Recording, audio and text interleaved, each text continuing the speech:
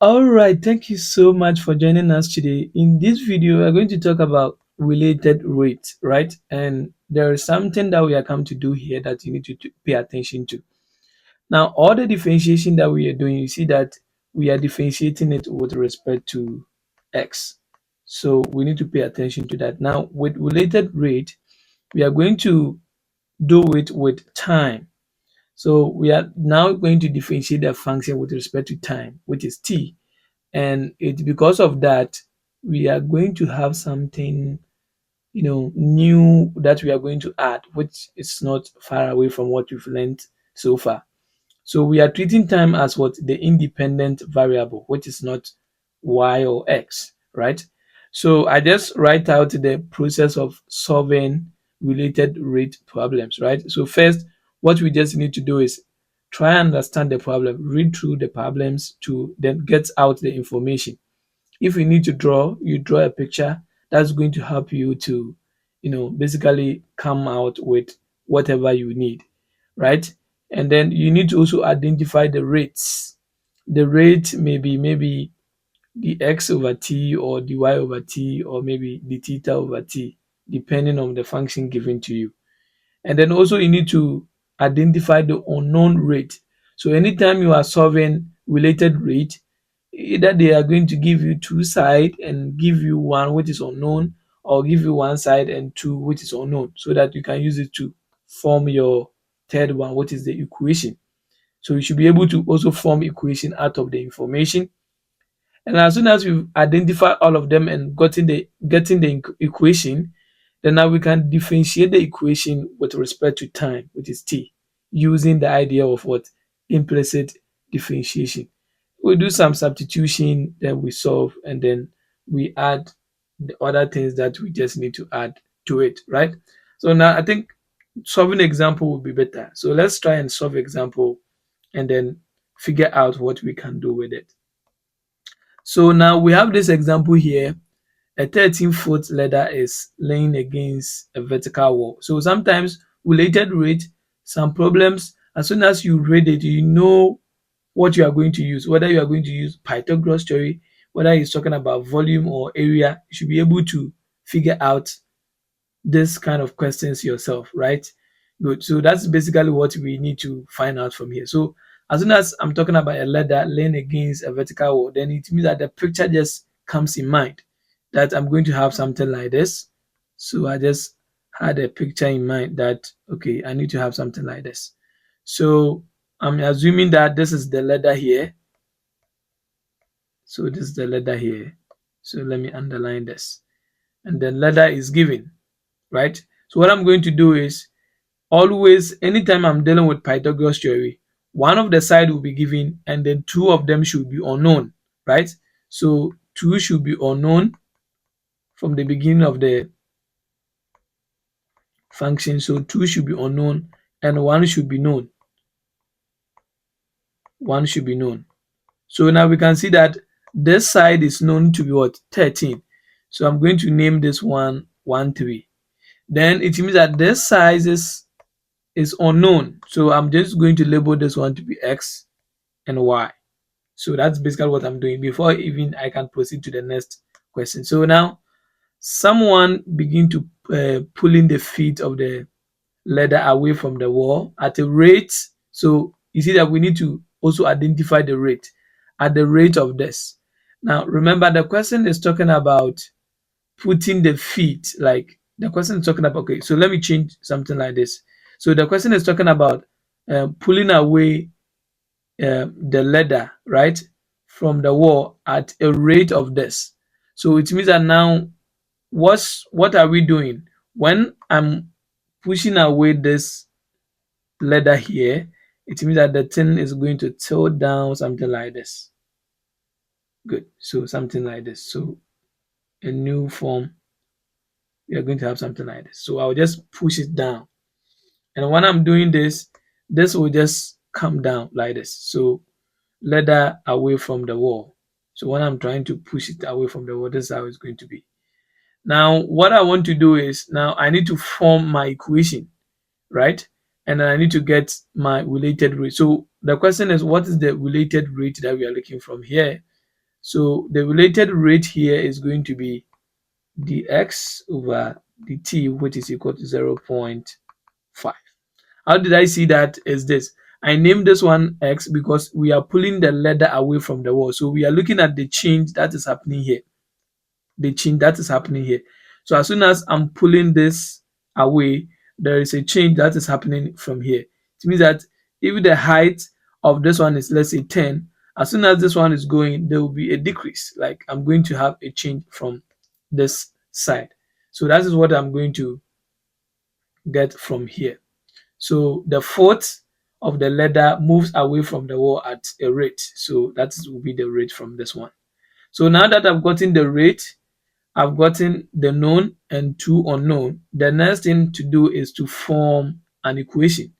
And the equation that I'm going to form, I'm going to use the Pythagoras theorem, right? So I'm going to have x squared plus y squared to be equal to 13 squared. That's the Pythagoras theorem. But the question is saying that how far is the top of the ladder sliding down the wall when the foot of the ladder is 5 feet away from that? So I think what I need to do is let me change this one to x, y, and let me change this one to x, right? So that is basically what you are looking for. So now we want to look at the change, right? So I think this one was the one which was given. So this change here was the one given here. And now what we are looking for is we are looking for the change here rather. So this one now we are looking for dy over dt because we are going it with in terms of what? T. So please pay attention to that. So now this is what you are looking for. And they've given us x, which is 5. So 5. So from the question, they've given us x, which is 5. But we are not going to substitute the x here. We substitute the x when we are done differentiating the function here. So now let's go to the process. When I differentiate x with respect to t, so that is the main important thing here. I'm differentiating it with respect to t. So when I differentiate 2x, I'm going to have x squared. I'm going to have 2x dx over dt. Why? Because the other implicit that we're doing it with respect to x. So when I differentiate s, I get 1. So this one should have given us just 2x. Differentiating it with respect to time, which is independent, then this is going to give us something like this. Plus y2, I'm going to have dy, 2y, and then I'm going to have dy over dt. And we know that when I differentiate a constant, I'm going to get it to be 0. So from the question, I have x, I have dx over this, but I need y. So how can I get y? I can substitute x is equal to 5 inside this to get y. So let's do that. This is going to be 5 squared plus y squared is equal to 13 squared. And then y squared will be equal to 13 squared minus 5 squared. And I think 13 squared is 169, I think so. And this is 25. Is that right? Yeah, I think so. Okay. So when I subtract 25 from this, I'm going to have 144. Is that right? Good. So that's what I'm going to get for y. Oh, okay, y squared. And then square root of y squared, 144, is going to give us y to be equal to 12. Good. So this is what we are going to get. And then now we just do substitution and we find for dy over dx. And then we are done. So let's do that. We are going to have 2 times x is 5, dy over dx over dt is 0.5 plus 2 times 12 dy over dx, and this is equal to 0. And this is going to give us 5 times, let me say 5 times, okay, so I'm not using calculator, so 5 divided by 10 times 5 is kind of like times 2 again, so this will cancel this one and cancel this 1, 5, 5, so it's going to give us 5 here plus 24 dy over dx is equal to 0. So I'm going to have 24 dy over dx, which is equal to 5. And this is going to give us minus 5 dy over dx, which is equal to minus 5 over 24. Now pay attention here. Here we are getting minus because the thing is decreasing, right? So the change is going to decrease. Here, when we move it away from the wall, this one will increase.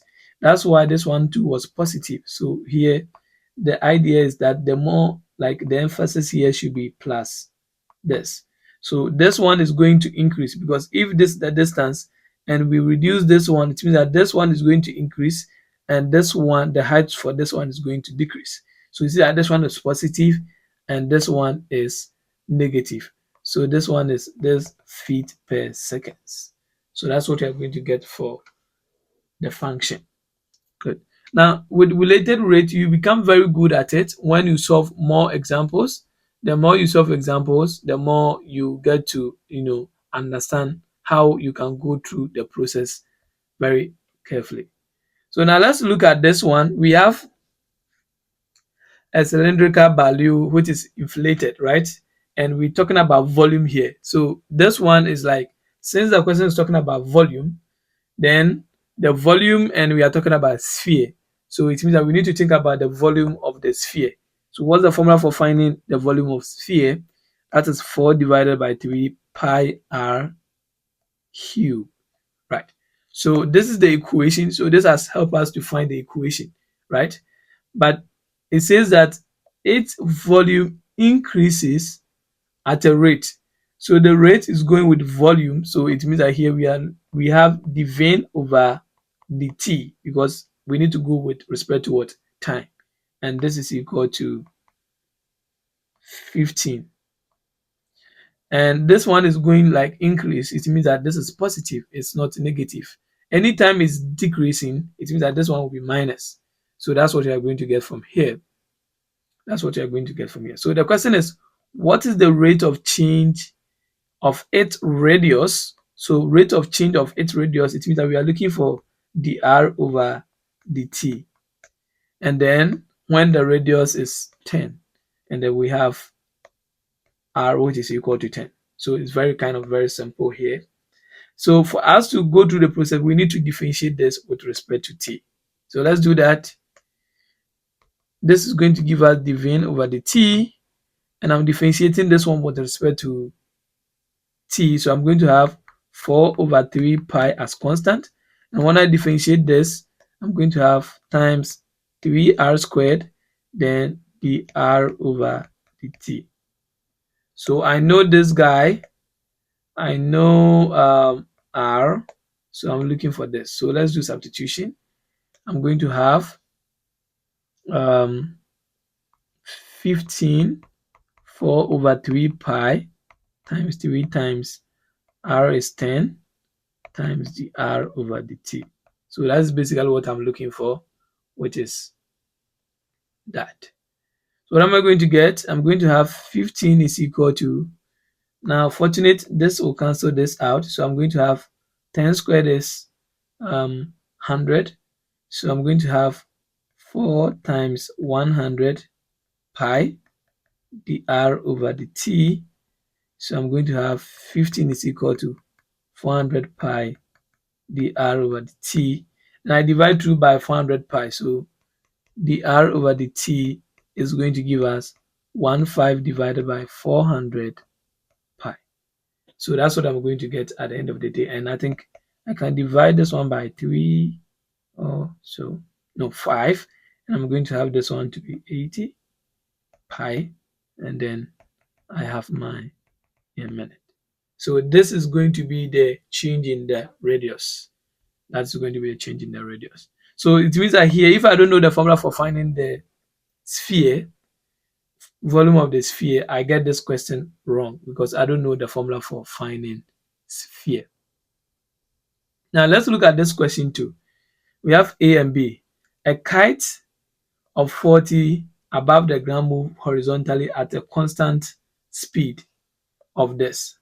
So with a child holding the ball of the kite string standing motionless on the ground. So let me assume that I have this kid here. I know how to draw. Please don't laugh at me. Good.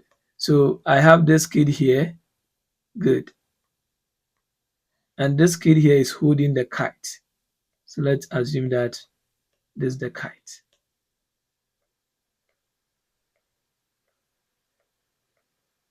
Good. My kite is very nice, whether you like it or not. So that's the kite, right?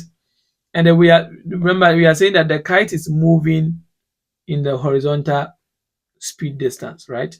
So it's going like horizontal like this. It's going horizontal like this.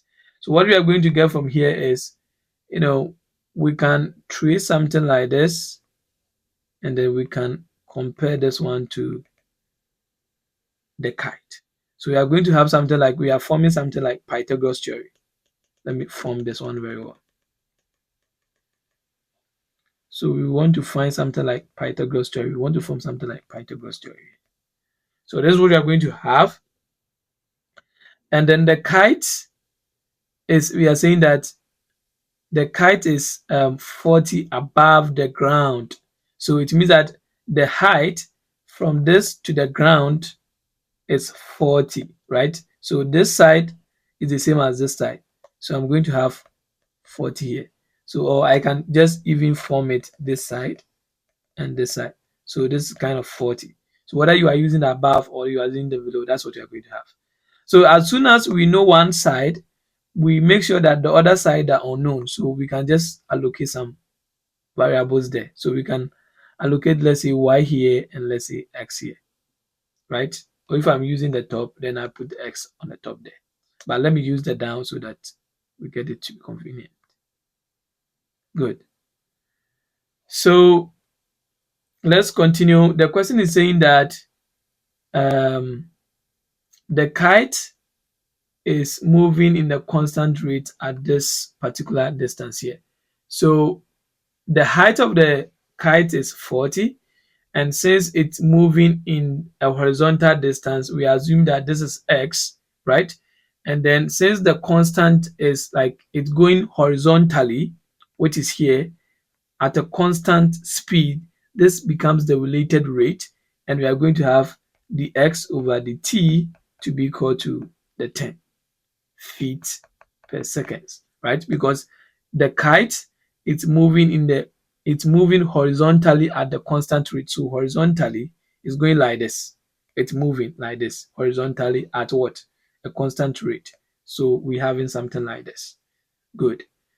Then assume the kite is flying away from the child. So it's just going away from the child at the rate of this when this is out. So here now we are assuming that y is equal to 50 and y is equal to 100 whenever we are solving them. So what we are going to do is we need to form the Pythagoras theory here. X squared plus 40 squared is equal to y squared. So that's what we are going to get for the Pythagoras theory. So now let's see what we are going to get from here. We are going to have x squared plus 40 squared is, what is 40 squared? 40 squared is going to be crazy. It should be 1600, I think. Good. So now let's differentiate this. So this is going to give us 2x dx over dt. Then when I differentiate a constant, it will be 0. So when I differentiate this, I get 2y dy over dt. But the question is, what are we even looking for? We are looking for dy over dt. Oh, indeed, even we have dx over dt. So we are looking for this thing here, the change there. So now that we are looking for this and we have the x over the t here, we need x. So from A, x is given, which is 50. Is it x or y? Okay, I think this is y because this is the length of the string, right? So that is y. So from A, y is 50. This one here is 50. So it can help us to find for x. So now let's use this one to find x. So we are going to have something like x squared plus this is equal to 50 squared. So x squared will be equal to 50 squared. What is 50 squared? This one should be 25. Yeah. Subtract, and then we are going to get 900. Square root of 900 is equal to 30. Good. So now we know x, we know y, we know the x over the t. So now let's do substitution and then we are done. So we are going to have something like this. For a, we are going to have something like 2 times 30. Okay, we know the x over the t. The x over the t is 10 times 10, which is equal to 2 times y is 50 dy over dt. So now let's simplify that. And this is going to give us, I think, 600. Is that right? Because when I multiply this, 600 is equal to 100 dy over dt. And then divide through by 100 and get dy over dt to be equal to 6 feet per seconds. So that will be the change. Let's look at B. B here is just changing y to 100. So it means that we need to go through the same process by using this to find for x.